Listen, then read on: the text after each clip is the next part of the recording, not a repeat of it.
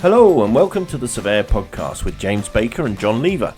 Two chartered surveyors embarking upon a social media journey, locked in a virtual room with nothing better to do than to discuss everything surveying. And some things not. Hi everyone, welcome to the latest episode of the SurveYOUR podcast, and this week we're going to have a slightly different approach to it. We're 12 weeks in now, and we're just going to catch our breath a bit really and just have a bit of a review session. But before we get into the podcast itself, I'll pass over to Jon for some feedback. Yeah, we've had some feedback. This is awesome. I tell you, it's very exciting. First one was Harvinder Flora. So thanks for your feedback. It says, good stuff. Look forward to more of these while working from home. So that's cool. And we also had another one that's come through our SurvePod webpage, so www.survepod.com. Someone's filled in our feedback form there, said, and it was Natasha Curzon. She said, thoroughly enjoying listening to the podcast. I see it as an extension to the APC Roadshow Wednesday workout. And then she's given us some topic suggestions, actually really good ones. So revision planning, ethics, hot topics, and she said a bit more on commercial property. So that would mean we'd have to get someone who knows that, wouldn't we? Yeah, we would do. Yeah. I mean, who cares about commercial property? I mean, I don't care much about it. I know plenty of people that do, but I'm sure we could find someone who could talk to us about commercial property. On the hot topics front, though, I was just thinking we've got our hot topic mind mapping forum coming up 15th of April. So we could do something after that one on what kind of rolls out from that. So if anyone's interested, quick plug on that one. Thinking off the cuff, actually, I've probably got somebody who locally to me who is who works in commercial property, and he'd probably be quite good actually to come on because he's not long set up his own business. Last summer he did, and he's set it up on the basis that he's using technology in that business. So it might be quite an interesting one to get him. Yeah, that would be. I shall get in touch with him and see if he's interested. Yeah. So just coming back to the revision workshop, or revision, no, not revision workshop. It's a forum. It's a hot topic forum. It's going to be free. You can get to it on our website under hot topics, and it's going to be probably a couple of hours. Everyone pile in. Big mind mapping piece of software, and we're going to go through the mind map that we created last August. We do this in April and August every year, and just update it really. What's the latest hot topics? And we normally have 60 or 70 people turn up. So that'd be quite fun actually, and then see what comes out of that as something that we can then discuss on these podcasts going forward.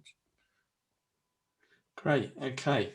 So I'm glad you were so enthusiastic about that. Oh yeah, I know. You know what? It's just I'm just tired, Jon. To be quite honest. All right, Jon. Yeah. Okay. Well, what else should we talk about? No, I think it'd be quite nice to do a reflection on our podcast to date. Yeah. So I think let's start then. We start there. Yeah, let's start with that. And we've obviously done 12 episodes now, so we've got a good variety of different topics and guests and things that we've been through. Might be quite fun maybe to see. Do you have a favourite, Jon? I was going to say, should we say that we've got favourites? I'm going to go for it. I actually have got a few, actually. I really enjoyed the session with Bola. I thought that was really good fun. I kind of felt that it was more of two 50-year-old blokes and you 40-year-old bloke hanging on.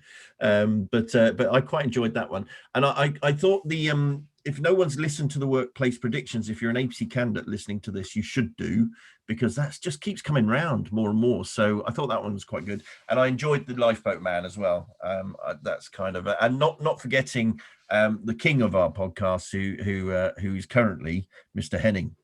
So. In terms of recording, I think Mr. Henning was probably my favourite because it was just quite a lot of fun, really. Yeah, and, I'm still thinking about his soup maker. Yeah, I always enjoyed Michael's company when we had trips on governing council, and I just enjoyed it. He's a funny man. He was quite, from an entertainment point of view, I did enjoy that. But like you, the recording with Bola was a great experience. I just loved every minute of it. He's such a fascinating man. Yeah. And you can learn so much from him. I look forward to doing some other podcasts with him in future on different things. Yeah, he's got some great initiatives, so we'll definitely be getting him back in. And I quite enjoyed last week's as well, which was giving Sam the reins of the podcast and watching him fail completely. Yeah, it was nice to do something different and Sam not actually crash and burn. So yeah. That was quite good fun. It was nice to talk about. I mean, we like talking about ourselves, don't we, John? So Yeah, it was indeed. nice for us to be asked questions and actually give us the opportunity to talk about ourselves. And the lifeboat. I enjoyed the lifeboats to Man episode 5 with Sam, because it was quite interesting just hearing a story about the person behind the surveyor. Yeah, I And think it we've got was, a few more of those coming up as well. I think there's got some opportunities to talk to people about other things that they're doing, and it's almost nice to move away from surveying a bit and sort of property construction and actually just find out a bit about an individual. And I probably enjoyed it because of that. I guess with Bolo, we were able to find out quite a lot about him and his career path, and there were things outside of that as well. Yeah. So yeah, maybe going forward, we need to try and make sure that we're not too focused on the surveying side of things, but try and find out a little bit more about individuals as well. Yeah, I'm sure we'll keep the focus on us though. Yeah. Yeah, of course. Well, no, that's good. I was worried there for a second. I was worried. Now, on that note, though, I thought it'd be useful, quite good this week as well, if we caught up on, my goodness, where on earth has January, February, and nearly March gone, and the way of the world, and how the industry is for you and I, and because I think we're a pretty good barometer of what's going on out there. So, how's things going with you with the new business? The new business is absolutely flying. I'm hanging on by the seat of my pants, really, to be honest. It's been it's just that busy. Do you think it's going to hang around though? Do you think it's a bubble, or do you think? I mean, we looked at our predictions. I think we should pick up our predictions in a future podcast. Yes, I agree. Reflection, probably 6 months in, and let's do it in 3 months' time. Yeah, I think in terms of my workload, my workload is quite varied. So I'm doing the residential property surveys. So under the new RICS home survey standards. I don't offer a level 1 or level 2 and level 3 surveys. I do, which is the old home buyers and the building surveys. I don't do the valuation work, but because the residential property market is still buoyant, the stamp duty holiday, they're flying through the door. Getting inquiries, constant inquiries. I'm fitting it around some of the other stuff that I'm doing as well, which is a bit of a challenge, I must admit. But I don't want to turn work away, and I've got quite good relationships going with others in that workflow. As the stamp duty holidays end, so I think when's that coming to an end? Well, the 500,000 valued properties, I believe, ends June, right, and then for the 200 up to 250,000 will end September. So I suspect that it's going to get busy it's certainly going to be sustained, if not increase, over the next 2, 3, 4 months, and then there's bound to be an impact, I think. Yeah, I mean, we've got some contacts just within the network, the Deliver network, who are involved probably more from a resi commercial property side of things, and they're kind of feeding back exactly the same as you. It's absolutely manic at the moment, and there's no moment to kind of catch your breath. No, just as you think you're getting on top of it, you get another inquiry come through, and I'm probably getting something like 3-4 a week, which coming through inquiries sort of thing. I'm on a fair old lead-in time, which seems to be standard from speaking to others that are in the business as well. But that's only one element of what I do. Then there's other bits that I do. I'm getting work. I'm working with an academy trust to deliver capital expenditure against their schools, and that's probably not really dictated by seasonal or by other outside influences, in that they have money each year that they spend on maintaining their buildings. So that's fairly that's going to happen whatever, isn't it? That's going to happen whatever, and I've got a good relationship going there, so I think that will continue regardless. Where that does kind of show seasonal peaks and troughs is obviously around school holidays, some work you can't do during term time and things. So there'll be that will change, and that will hit my my peaks and troughs in my workload, I guess. But that's probably not going to change. So that's a nice steady one. And then I've seemed to have had a more increase of expert witness type stuff coming through too. Oh wow, okay. In the residential, in relation, obviously you can't tell us anything about it, but in relation to what sort of things you've been asked to? It's in relation to sort of residential type properties at the moment. As in what, defects, or as in? Yeah, it's defects. It's poor workmanship. of certain What, things. for new build or for refurb? Or? Not necessarily new build, could be extension or could be works to extensions.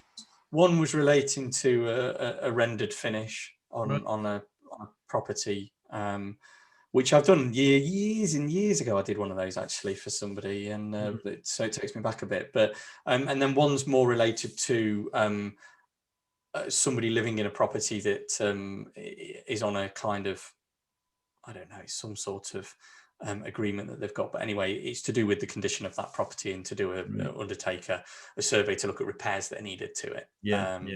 But yeah, they're kind of along those lines. It's defects, it's repairs, it's things that need dealing with. But generally that kind of expert witness type stuff based around residential property will be defects of work or poor workmanship. So type of stuff. Okay. So I was going to say, who are you working for in that instance? Then you're working for the property owner. I'm giving them a report about the quality of the work that's been done. Yeah, so my inquiries are generally coming from property owners themselves, but I did have one last month that came from a solicitor. The inquiry came from a solicitor, but it would have still been acting. Well, the fees would have been paid for by. But yeah, in the expert witness world, which is something that I've done from time to time, I'm not. I would never say I'm fully versed in the role, but I've done it. Will tend to, there's those who do that all of the time, and that sort of work will sometimes come via solicitors and via tribunals and things. The inquiries will come in, but yeah, my inquiries at the moment are coming from homeowners themselves.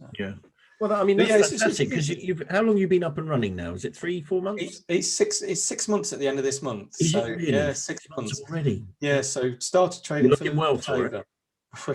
But yeah, maybe not. Yeah, maybe you've got more grey hairs. I don't know, but yeah, it's 6 months at the end of this month. So great, really. I would probably say the last 2 months have been my busiest.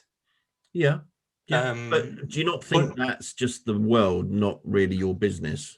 Well, no, I think there's an element of, I started my business and there was always going to be a slow warm up to plus COVID. You started but I think because there was always going to be a bit of a slow, there was in the early days of me starting, there were discussions with people, but it takes a while for work to start to flow through and come through in it, and it probably took a slowish, fairly steady 3 months, and then things started to come through. Luckily, I had some nice, decent sized stuff in the early couple of months, which kept me ticking over cash flow wise and things. And then it's just started, and then it's ramped up probably from second week, mid-January. It's just gone crazy. It's people are now aware of my business and what I can offer.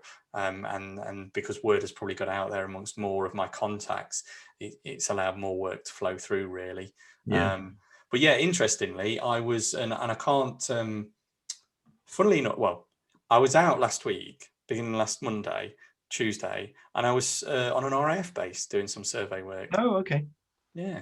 So that was interesting. Yeah. What, within their residential? Do they have sort of? No. It was on there. It wasn't nothing to do with there. It was to do with communications buildings and. Right. Okay. So proper buildings, not there. Yeah. One was a hangar. Right. Yeah. One was a hangar. But it was all external condition work. Looking at repairs, looking at costs. Of green, mate, be fine. Maintaining the property. So yeah, it was good. That was quite interesting. Funny story, not very funny, and this might be really boring, but I'm going to tell it anyway. No, go for it. I'll be interested. Well, a guy who, so we had to get access into this one building. It was quite secure. It's communications, so it's they had security checks, etc. before I went down there and stuff. This fella who works in the RAF came and started having a chat with me. He'd come to let us into this building. Oh, what are you doing, etc., etc. Anyway, it turns out he's doing an MSc in building surveying. Do you know what, over my years of doing sort of RSS training advisor stuff and everything, which is probably 18 plus years I've been doing that, the number of ex-forces that we've come across, Yeah, so fascinating. So yeah. he obviously picked my brain for quite a while and distracted me from what I was actually doing. But yeah, it was interesting because as part of his course, he'd used the same building. He'd done a building survey of it. So he was telling me all sorts about that, which was quite interesting. So he'd almost done a survey before I had. So that was quite useful. I'm assuming you told him to listen to SurvePod. I didn't actually, because it didn't crop up at the time. But he's got my details, so no doubt he'll find me and he will Drop him a note, because it'd be interesting. So that was an interesting one. So I can't remember what your question was really, and I've probably gone off on a tangent. Just, how's business going since so a variety of stuff, and then obviously I've got the APC stuff that I do, so that I mean we've seen a big increase on that side of things, just seasonal as well, isn't it? So you've got lots of submissions, you've got a lot of mock interviews. I mean the mocks, our mocks start, in fact the day this is going out, what date will that be? 29th. Our first mock starts on the 29th of March. So we've got all of March, not all of March, there's another March left, April and May, and probably a bit of June, we're going to be into mock interview season. So you're probably going to be gainfably employed doing quite a lot of mock. There's some lined up already for that. We've had a massive influx of people who are going saying, right, we need some support and some help. It isn't. I've noticed an increase. So obviously now being self-employed, of my own business, I can offer more support for your clients. So that's been an upturn for me personally, because obviously I used to always support you, but that was in my own sort of spare time when I used to do that. So now it's very much, I just factor it in as you're another client of mine really, and I deliver that to your clients. So it is a busy time. These sort of next 2 or 3 months are always quite busy, quietens down, and then it'll be session 2. We used to have a break, it was really weird. You used to kind of end of June, July would be quiet, and then August, then it'd all ramp up again. Now just constant. So it's an interesting, I don't know why it's changed, or if there's just more people out there who are wanting to do it. I mean, the other question I was going to ask you, obviously you're working at home, in home office as well. How's that kind of worked for you? Yeah, it's working okay. I mean, I a few years ago I had a job where I was home based anyway, and so I got the office at home and used it. So I kind of slotted back in lockdown last year. I was employed, and I slotted back in working at home and things. It's been fine, but my wife's a teacher, and she's teaching from home still because she's pregnant. Right. Okay. So because of her being pregnant, it's like health risks, etc. So that she's teaching from home still, whilst the kids and other teachers have gone back, but there's things that she can still teach and that from home. So she's doing that, and and we've obviously got a 18, 19-month old. So it's pretty. There can be a lot of distractions at home, if I'm honest, and sometimes it has been a bit challenging because I've been quite busy, need to get your head down, need to not get distracted and things. So a little bit challenging from that point of view. When I worked from home previously, we didn't have a child, and I'd have the house to myself, so it was very quiet, and it was a bit more peaceful and easier to just get your head down. Whereas now, because we've got a busier house, if you like, it is difficult, and because business is going so well, I'm looking at office space. So okay. What sort of office are you thinking of? I'm not assuming you're building something, so it's going to be something rented. Yeah, something rented. Just was it going to call it James? Was it Invise sort of Towers or something? Yeah, something like that. Yeah, Invise Towers. It will just be a shed in the garden. Yeah, absolutely. Or steady on. Yeah, so we've got to leave the Towers, which is only a single story. So looking at these like co-working type spaces, startup places that exist. Well, the sort of the Reguses of the world. Yeah, that type of thing. Yeah, there's loads in Derby, and there's of different quality, shall we say, and of different types of business. Are they big sort of corporate type deliverers of that, or they're not at all. They're not at all corporate in Derby. That's the thing. They're smaller businesses themselves that have an offering. So they are all in largely in and around the city centre, but they offer, there's a huge variety of different types of people that offer that now. So I've got some stuff lined up after the Easter break to go and and have a look at what's there. a few £100 a month for a small office space in one of those. They have the hot desk in and the shared workspace and co-working that you can use, but I'm not. I'm That's amazed probably they have that though. Who's going to want to do that? Yeah, one of the reasons to look at an office is peace and quiet, somewhere I can close the door and I've got its work. So that is probably not really what I want, if I'm honest. I want my own little office space. So they do offer that as well. You don't like anyone, so well, there is that. Yeah, fine. there is that. So yeah, so I've got some stuff lined up. We'll see how it goes. I can give you some updates at later time, but it's interesting. I mean, the quality is quite vast, really, of what's out there and what's available. Some are called budget range, and interestingly, the budget range, some of what I've seen is comparable to some others in terms of price wise that are probably not saying that they are budget, but their quality looks better. So it just depends on the offering from different people, different types of building. They're different ages of building. Some are newly refurbished, some have been there a while, so that all impacts and stuff. But one thing I need to try and look into is all of the different factors that go into it, because some of them have such add-on costs. I mean, Regis are terrible for the add-on costs that they've got, because I did have a look at what their offering was, and you're paying for your phone line on top, you're paying for a car parking space on top, you're paying you've got to pay some business rates or something on somewhere, and it's just like there's all these different add-ons. You think, well, there's another £200 a month there. So no, when I had my rented office, which was until last October, it was a fixed rate, so electricity, light, power, water, all that sort of stuff was included. Business rates were included, and then the only extra I paid for was the internet and the phone line. That was quite nice in that way. But yes, you've got to watch out for those those little extras that come floating in, and all of a sudden you've got yourself sitting there. I mean, one of the mistakes I made, which was a year before COVID happened, I signed a 3-year deal on a water cooler. So where's that, at home now? No, it's still in the old office. I haven't resolved that discussion yet. But that wasn't cheap. I mean, it was cheaper than buying bottled water, and are part of our carbon footprint, as in no longer single-use plastics, and part of what we wanted to do as a business. But at sort of 250, 300 quid a year. So currently having a discussion with the company about it, but it's there's things like that you wouldn't have expected or even thought about, and like I say, a year later, you're stuffed and you're stuck with this thing that you can't put or have anymore. It's interesting. Well, that's the thing, and that I'm tentatively looking to maybe start moving into an office in May time, so that I've got what I'm looking at doing is obviously, when you run a business, you've got all your forecasting, you've got all sorts of different things that you look at, and it's very much just trying to get a feel for what availability is, what the costs involved are, and so that I can plan ahead and make sure that roughly how far away from home as well. I'm in suburbia, if you like, from Derby, so I'm about 3.5 miles, no more than 4 miles out of the city. So so that's nice. I was just thinking young family and panic phone. So you can be home.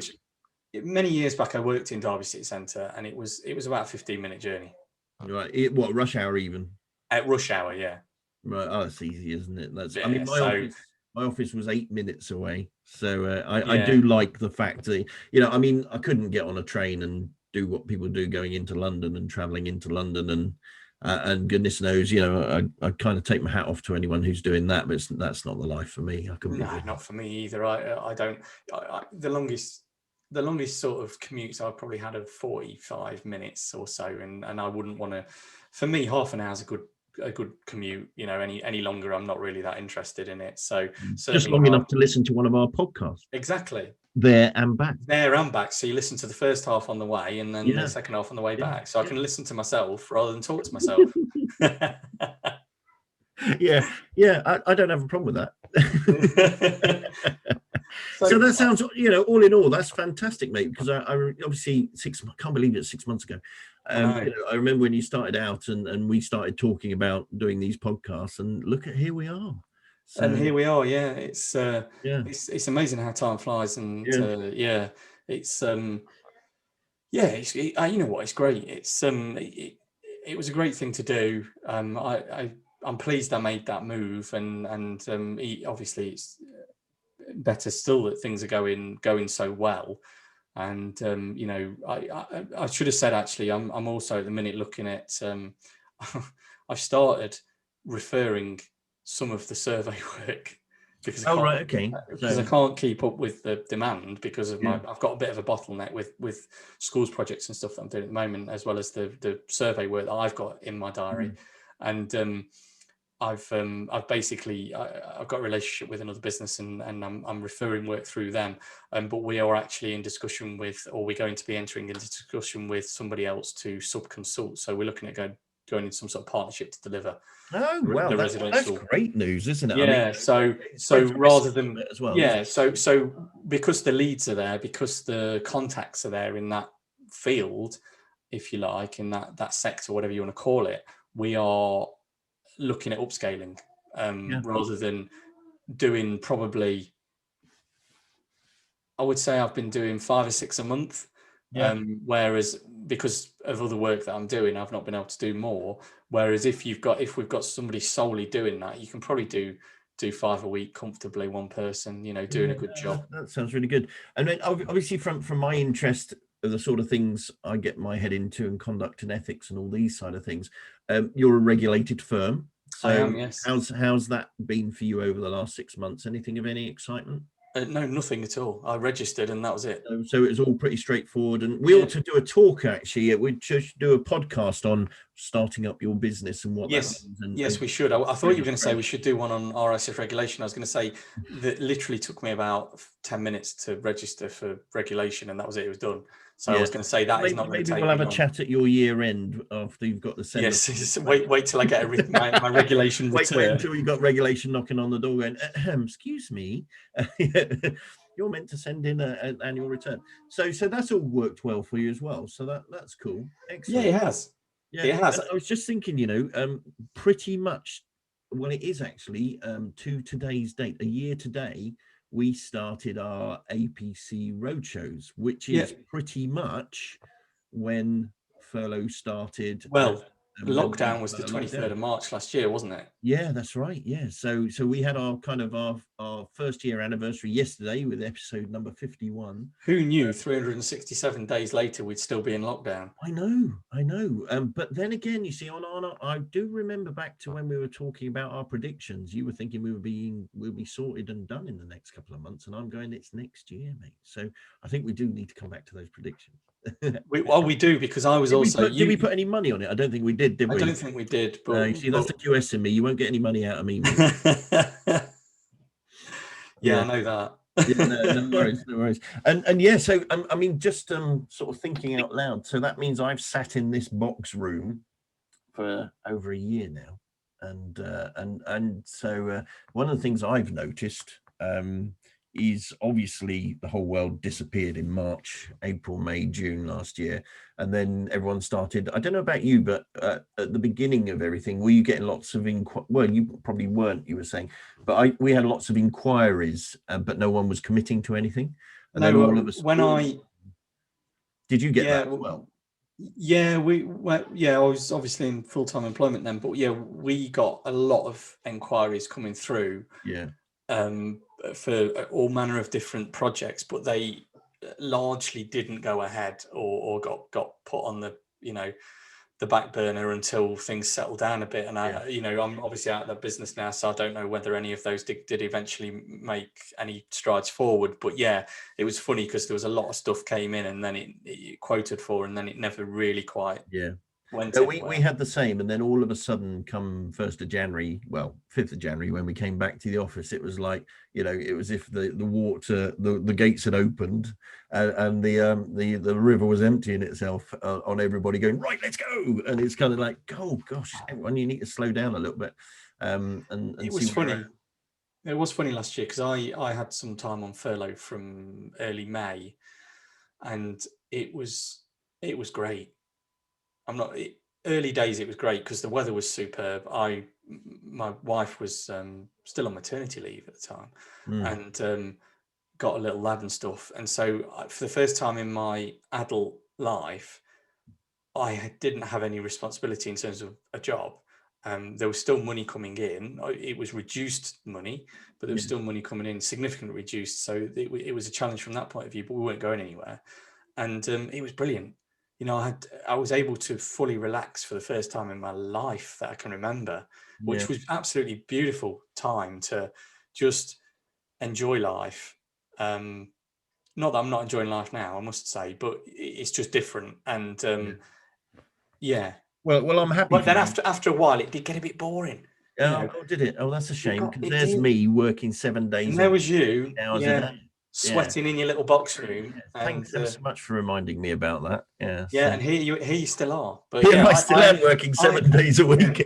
Well, I had about 3 months off last year, but not wanting to rub it in. I enjoyed it. I enjoyed probably the first month, maybe sort of 6-7 weeks, and then it got a bit samey. No, I can understand that. And I have to say, one of the, again, it's interesting to look at the byproduct of that last year. I mean, from my side of things, I'm we got rid of the office. We've got a log cabin that's half built in the garden. Let's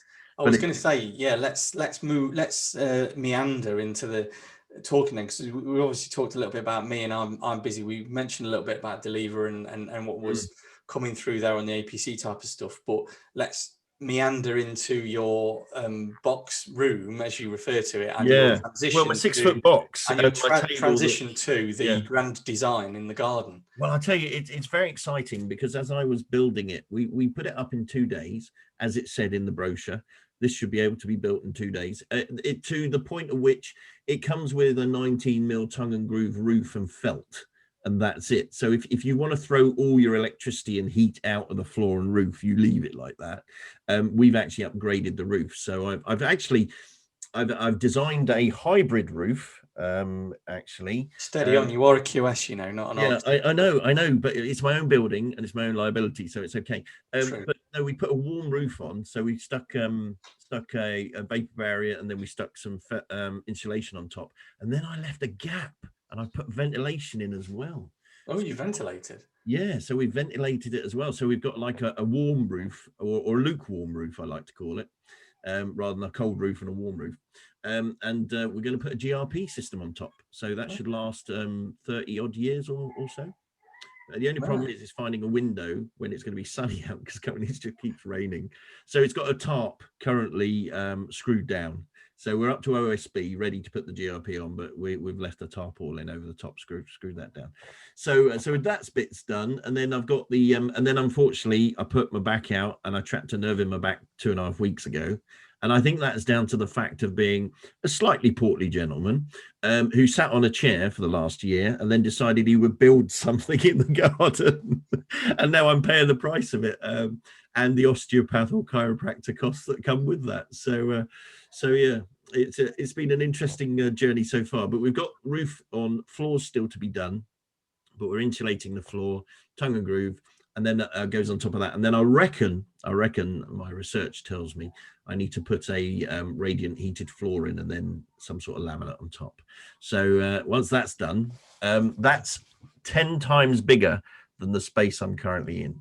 So my question for you then is, as any good project manager will do, they will set an end date, a long stop, or a basically this must be done by. Have you got a ultimate end date for Well, it? unfortunately, the main contractor's put his back out. So and there's no subcontractors can come on site due to lockdown.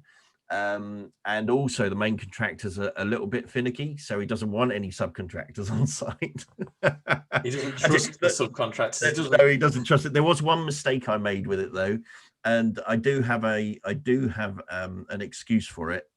When you build these log cabins, it's a proper kind of, the logs crossing over, you whack it all in place. I bought the big extra thick one, the 70mm thick one, so it's fantastic. It's as solid as the day's long. I was actually looking for I was reading about them, and there was, and now you install the wind brace. And I'm going, I've got no wind braces. Where's the wind? And then I thought, well, hold on a minute. That's for a 28mm one.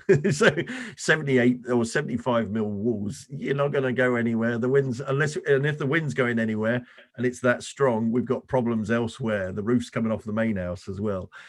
So we kind of built all of that, and then part way up, it comes with a door that's already in a frame. You have to build the window frame, which was fun, working out how to do that. But it comes with a frame. So we put the door in.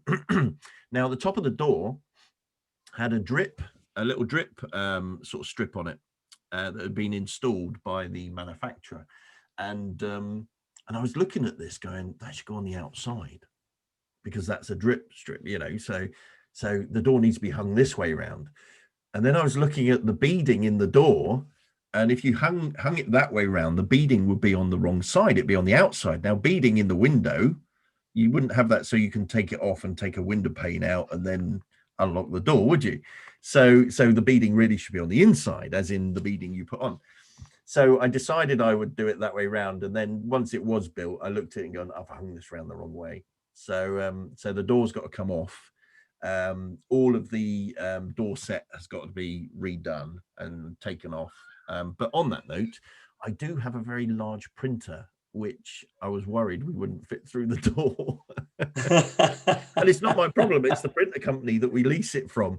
So they've got to come around and fit it through. So all in all, I wasn't happy the way they'd done the door lock. They didn't do a very good job. It was a bit sort of slapdash. So the door coming off, being hung the other way around, means I can seal and refit that, fill in the gaps which they cut, and cut a new door handle and put a new door on, or a new door handle on. But I was looking also at the thermal properties of the door. That's going to be the weak link, because we've got double glazing. It's a half glazed door, but the bottom part of the door is only a single timber board.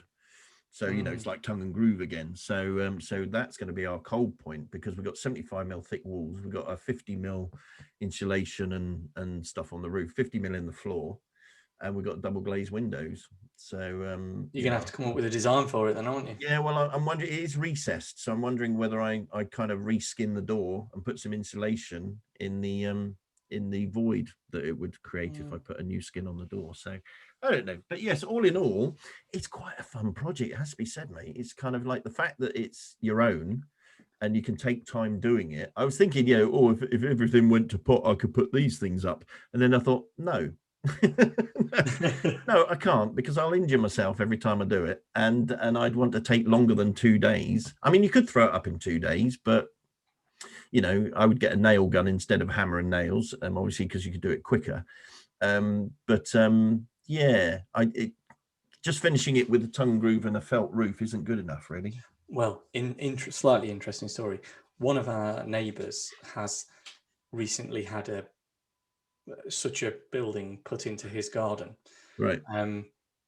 They've got quite a big garden, so you can. It's quite big at the back, but it's also quite large to the side of their property. And so they've had this thing, and it looks the size of a scout hut. It's massive, and it's of a similar fashion to the type that you've had with the tongue and groove type boards on the external walls. So somebody came and built it for him. Took him a couple of days or so, and this has a timber pitched roof on it. What, a mono pitch or a proper? No, dual pitch. So and it's then got these like felt tiles on the roof. Oh, like what are they called? So like individual ones. Well, they're like double ones, but yes, essentially. Oh, I can't remember what they were called. They're not shingles as such. Oh, I was going to say, that's it, shingles. Yeah, they're not as such. They're not that good. Right. They're just like little pieces of felt. And well, I'd say they're probably, Yeah, it kind of comes as a shape, isn't it? Yeah, like that's right. That's right. Yeah. So it is shingles, but it's a mock-up shingles. Sort of. And it's just felt, and it's not great. Anyway, when we had some high winds the other week, there were a few came loose, and next day the guy was back to hammer them in. Oh no! Wow. Yeah. So that was quite funny. Yeah. Is that a little man I can see? It is. Excellent. So our office, obviously, we're hello, young man. We're moving from a rented office to a much more sustainable office. I like to think from a business perspective, we've gone sustainable. Hiya. And also I'm really looking at the sort of the insulation, sustainability, reduction of cost, and obviously thinking about the way we as a business use our property, and sustainable materials, replenishable, replaceable, recyclable, You can recycle it by lighting a match. Lighting, So, lighting so, match. yeah, so hopefully that won't ever happen. But yes, I mean, it's from a business perspective. I mean, we've now just removed our next 20, 30 years worth of rent.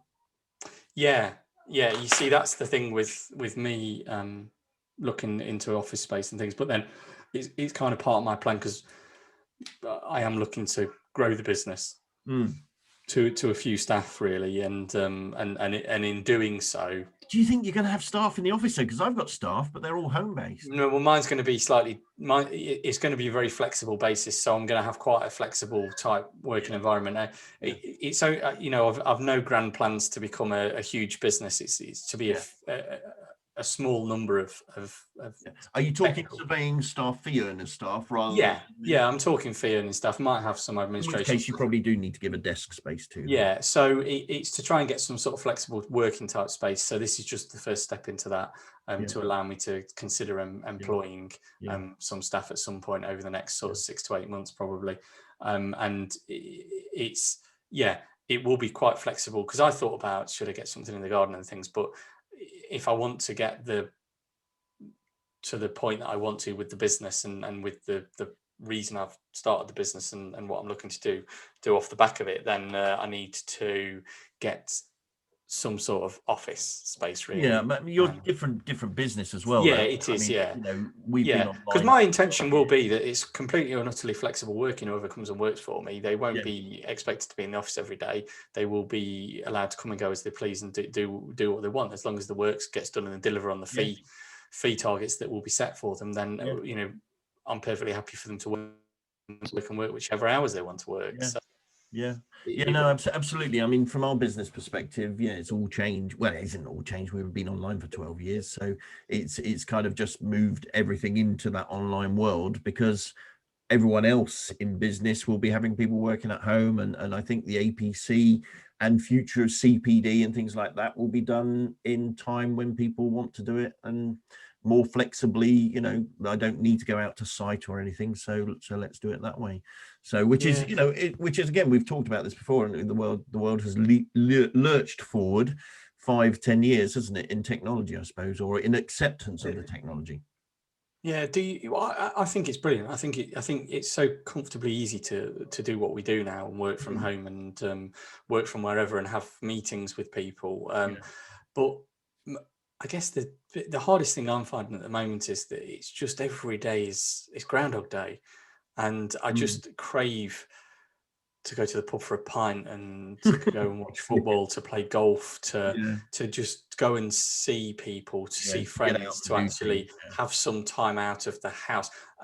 It used to be that we rarely spent any time at home, and that used to frustrate me, because I always think, we've got a lovely home, it'd be nice to spend some time in it. And then last year, for the last year, I guess, we've spent so much time in it, and it's still great, and I'm looking forward to summer, because we've got a lovely garden that we can spend a lot of time in again.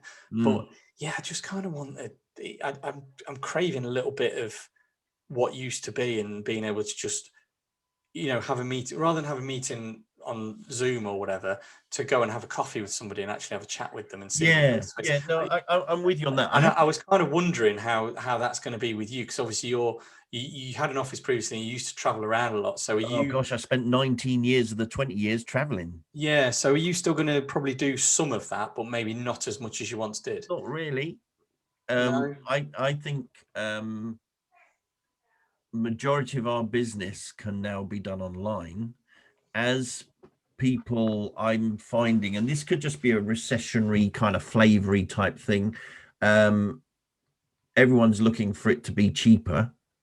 Not that we're kind of pandering to that, but if we're not spending on coming to you and accommodation so that we can be with you first thing in the morning, then there's an immediate saving, I guess, in there as well. So there's an element there. I think from the core business, and with our consultants, because we've got over 30 odd consultants, I think majority of it's going to be online delivery now, because it works, and there's you're not getting, I don't think you're getting any better an experience online or face-to-face with us, really, as long as the technology works, because what we do is very much a drop in, talk to you all, give you a bit of guidance, drop out again. It's not a day-to-day constant project, if that makes sense. Whereas I can see day-to-day, if you were only doing it this way, then I think that would be a bit more challenging. And obviously your world, you've got to go out and look at stuff, haven't you? Yeah, that's it. And, so, very different sort of business model in that way. But I'm not adverse to going out. I think I would have to think long and hard and carefully about how we do it and what we do, because I think, from a sort of just self-preservation side of things, maybe I'm just too cautious. Maybe I need to be a bit more gung-ho. I don't know. But, I think there's going to be a long while before I go, oh, yes, I'll come to your office and we'll have a chat. I'm absolutely up for the pub, coffees, meeting up outside across a table. Looking forward to the summer for those sort of things. But I think the sort of, 10 or 15, 20, 30 people in a room delivering a training course, those days are gone.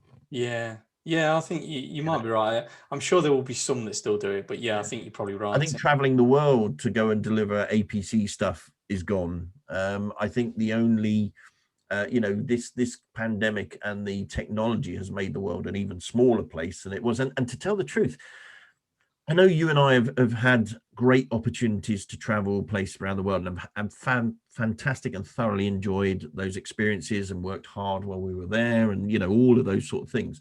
But part of me again looks at the carbon footprint, the pollution. Again, I'm turning into a bit of a grumpy old eco warrior. You're going to be hugging a tree next. Well, I am. I'm living in one. Well, that's it. So it's just someone's cut it down and shaved it into a box. But yeah, I mean, I think the thing I'm looking forward to is being able to jump on a plane and go on holiday. I'm not looking forward to jumping on a plane and going to business places and having to do that, which I did a little bit of, a more local sort of, Ireland and around the UK, and also driving. I mean, I was putting 25,000 miles a year on my car. Last year, I put 5,000 miles on it, and that was before March. And then it sat on the drive for 17, 18 weeks, wondering whether I needed a car anymore. Yeah, it's an interesting one, isn't it? Because I was probably, my car wasn't doing a huge amount of mileage, and it has done more of late. But most of my work is quite local, so it's I'm not going far, and I don't go out to an office daily. But because I quite enjoyed getting out and about to work. Have you found when you got back in the car though, you've gotten how to drive? No, because I don't think I've had a long enough period without driving, because there's always a weekly trip to the shop or whatever. Oh, okay. So, well, I mean, we've kind of done lockdown probably a little bit more extreme than that then, but when kind of got but I did have a 2-hour drive, about 2.25 hour drive each way for this RAF base that I went and did the inspection. Did you find that hard work? Did you have to stop? No, I didn't. I went all the way through without stopping. And you enjoyed it? Did you enjoy the drive? Yeah, because I just listened to a load of different podcasts. Yeah, ours, I hope. I didn't listen to ours because I'd already listened to ours. It's interesting though, isn't it? Isn't it interesting? I mean, not that I forgot how to drive, but I hadn't driven for like 25 weeks. And when I went out, the last time I went out, the fuel prices were double. And someone had changed the road layout as well. And it was just like, what the hell's going on? It's as if I've been in prison. Oh, I have been in prison for 25 weeks. And so it's interesting. So I think let's kind of, the last thing I wanted to kind of pick up on here was where do we, I know we've done our future sort of predictions, but that's something else. Where do you think we're in a bubble? How do you feel? What's your outlook for the next, let's say 6 to 12 months, because 3 months I think is pretty much going to be the same. But what do you think furlough will come and go and finish? And then, so where do you see yourself in sort of 6 to 12 months? Well, hopefully a not too dissimilar position to the one I find myself in now. I think there will be probably slight differences. I'm very small business, very agile, can change as I need to at the moment. So, with no distinct liabilities. So that's a bonus. That won't really change for the next 6 months or so. I think we are in a little bit of a bubble, possibly. It's how long that will go on for. I looking at, I work in both property and construction, really, I guess. in a variety of different sectors, and I've done that deliberately. You know, I've spread my clients and I've spread my workload across a few different areas so that I won't be impacted if one suddenly drops off. Which I do expect the residential property side of things to suddenly start to become less than it has. How much, I don't know. I think there will still be that work out there, but there'll be less of it.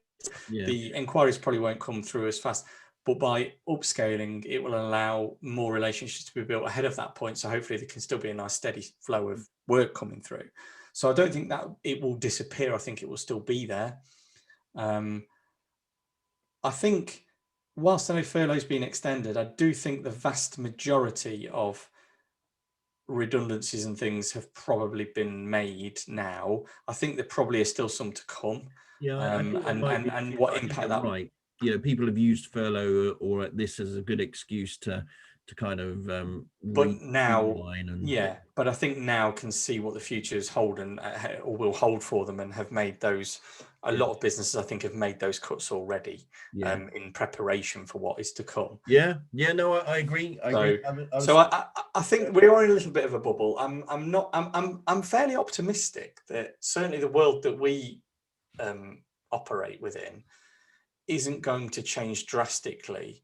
I think whilst I know there are going to be tax increases, I know there's going to be all sorts of stuff. I don't think the economy can afford things to stop. Construction's a very big player and big contributor to the economy, and I think the government obviously identified that during the pandemic and made sure that construction could continue to work.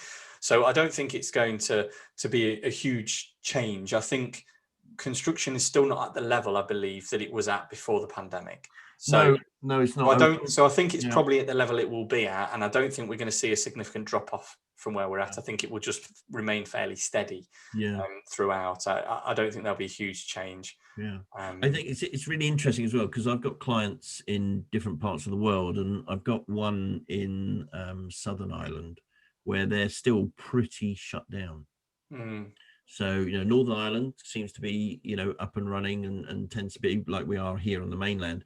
But sort of Southern Ireland, I think someone said to me about 60% of the sites are still shut. The sort of the opportunity and delivery of the vaccine is way behind where we currently are. You know, so I think that's it's an interesting one, isn't it? So I think sort of kind of watch this space really and see. From my perspective, not a clue, because we will react. Our business will always have to react to what happens out in the big wide world. I think the one thing that has been bizarre for us is that we, as in the construction industry, the land and property industry, has not been the brunt of this kind of shutdown, recessionary sort of feel. You know, as much as on the one hand that's been a positive for us, obviously the negative for the sort of, you know, the other industry. And I think that's due to the fact that the economy has needed construction. I think that's what it comes down to.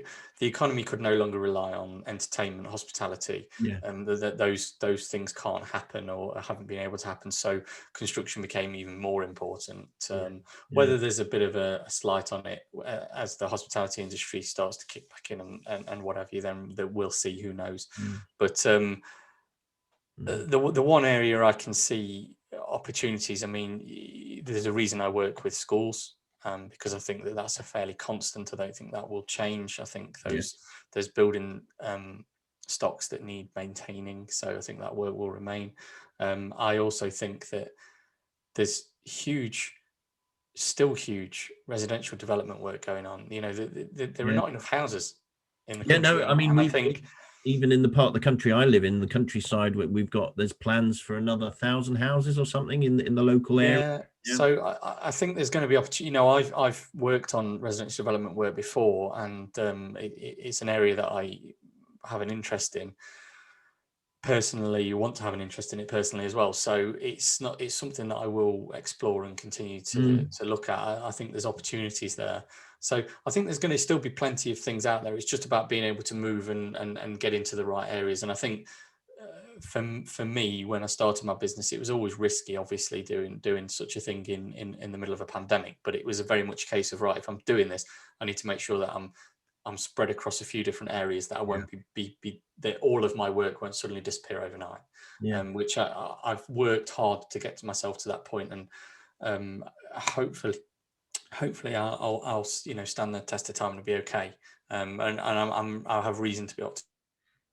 So it will certainly be interesting to see what happens. But I mean, yours are it's just dependent upon how construction continues. Well, exactly. We're in the two worst businesses, which is training and the construction industry. When it came to recessions in the past, I'm quietly confident that we're no longer in that two worst businesses, because we've seen through this challenging time that actually there are areas of our business that will thrive. But we're 20 years old this year, so we've stood the stand at the test. So you've gone through worse, I think. So, I agree.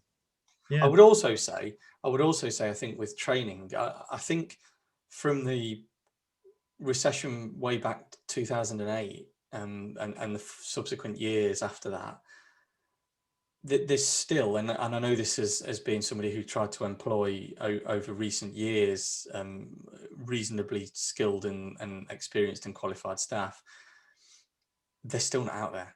There's still shortages of experiences. There's a lot of graduate type level, a lot of apprentices coming through now, but I think we've still got that lull or that gap in the market for people of a certain skill level, a certain experience level. I agree. And I think from your point of view, training wise, I think that's a benefit. Yeah. Because there's still a load more coming through now. Apprenticeships are growing. There's all these new APC candidates. So I think from your point of view, that's of benefit, and I don't think that will. I think that will be a plus for you in your business. Yeah, I mean, whatever has happened, whatever recession has happened, we've changed the business shape 5 times now in 20 years. So we've got a model for pretty much everything that happens in a 20-year period. Flip back to an old model. Yeah, we did. and we did with the recession, with the pandemic. We just, we spun it on its head, and in this factor of probably 3 or 4 weeks, we'd redesigned everything and brought it back round again and redesigned our website and everything, and we're able to kind of respond to that. So yeah, interesting. So catching our breath for a moment there, I think we've kind of put the world to rights, and sort of it's been interesting. I mean, again, it'd be interesting to hear people's feedback and thoughts and views. Tell us if you're having the same experience. If you work for a huge corporate and you're doing something different, give us a shout. Come on the podcast with us and let's have a chat. Yeah, it'd be great. If you run a huge corporate, if you own a huge corporate, and let's hear what your problems are and challenges and aspirations for the future, because we're small businesses, we're SMEs really, aren't we? Technically probably micro business, really. Yeah, absolutely. You're probably right, actually. You're a little bit, but SME sounds better, doesn't it? So it does. I've no idea what it stands for, but I'm sure I can make up something. Small to medium enterprise. So on that note, as in all good traditions, I'm going to say don't forget to wash your hands and wash your face, and don't lick any strangers. Yeah, thanks ever so much, everyone. Hopefully you've enjoyed today's podcast. Don't forget to go to survepod.com. Give us your feedback, tell us some topics, and we've had some good feedback recently. So again, thank you for those that we mentioned earlier on, and we look forward to recording our next podcast. The next one will be after April the 1st. I wonder if there's going to be any April Fool's Day things going on. Maybe we should do one on April Fool's. Maybe we should launch a fake podcast on the 1st. Yeah, maybe we'll do that. Yeah, called was it Your Serve or something? All right, mate. Well, take care, and thanks again for listening, and we'll talk to you again soon. Cheers, Em. Cheers. Bye-bye. Hello there, and thank you for joining us for our latest episode of the SurveYOUR podcast. We hope you enjoyed listening to it as much as we enjoyed making it. Don't forget to subscribe at all your favourite podcast providers: Apple, Google, Spotify, iHeartRadio, and so on. Also on Twitter and Instagram at SurvePod, that's SurvPod. You can also get us on YouTube. Click the subscribe button, and don't forget to click the little bell. It tells you when we post our latest content. And on our webpage, survepod.com. gmail.com. Don't forget to leave us your reviews, comments, suggestions, and of course any questions. And finally, if you want to come along, join us at a future episode of the SurveYOUR podcast, send us an email to survepod@gmail.com. If you like what you see and hear, tell your friends. Let's put surveying on the map. Stay safe, wash your hands, and don't lick any strangers. Bye-bye for now. The SurveYOUR podcast is a copyright Deliver and Invise Limited production. We suggest you come up with your own ideas and not copy ours. Thank you. Catch you again soon. Bye-bye.